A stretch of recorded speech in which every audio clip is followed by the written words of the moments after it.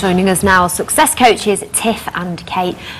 Trafford, beg your pardon, who have a different approach to dealing with depression. I was talking a little bit earlier to Dr. Kerry about small steps that you can make in your everyday life. Tiff, you wanted to talk about physical changes that we can make, small physical steps. That's right. There are two key areas really where you can start to make a difference quite quickly, and we're not suggesting at this point that these are obviously going to cure depression overnight, but there are small steps that you can take, and one of those is obviously the physical side of things, because somebody who's suffering from depression will hold themselves in a certain way, they have a certain posture. In fact, we actually use this in our everyday language, because we say to somebody, you look down, and literally somebody who's depressed will look downwards, and we say as a motivation, chin up, as the opposite of that.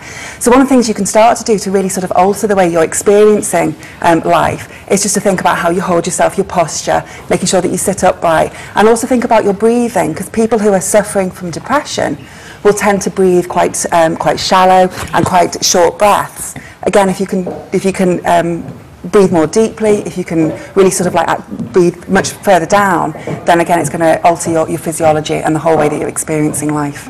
And do those small changes that you've just described there, would they actually make a person automatically feel better by holding themselves straighter, concentrating on the breathing? Absolutely, yeah. I mean, simply the process of breathing more deeply will have an automatic impact on how you're feeling. But also just holding your head upright as opposed to looking down, it literally starts to change the neurology within you, and therefore makes you feel better. It's a very simple thing that you can do. Okay, Kate, so we've got the ideas of how to physically kind of bolster yourself, but what about mentally? Definitely. I think one of the main things is picking up on one of the things that Nick said in the video, is he even now describes his thoughts as irrational at the time, but they're only irrational now from a different perspective. And one of the things that's very important when you're depressed is not to try and make yourself wrong, because all that does is, as Dr. Doran was saying a moment ago, is you get guilty and ashamed then about being depressed, which is like pouring petrol on the flames.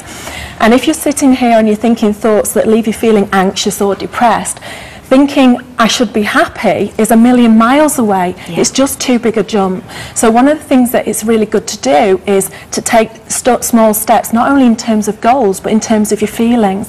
For example, if you're feeling very depressed and flat, getting angry about the situation is actually a really, really good step in the right direction, because it introduces more energy to the system. Now, the people around you, of course, you were easier to handle when you were depressed, so you've got to be a little bit careful that people don't sort of shame you back down to the pit again. But if you can move quickly through being angry about it and then to frustrated, you're only that far away from starting to feel hopeful.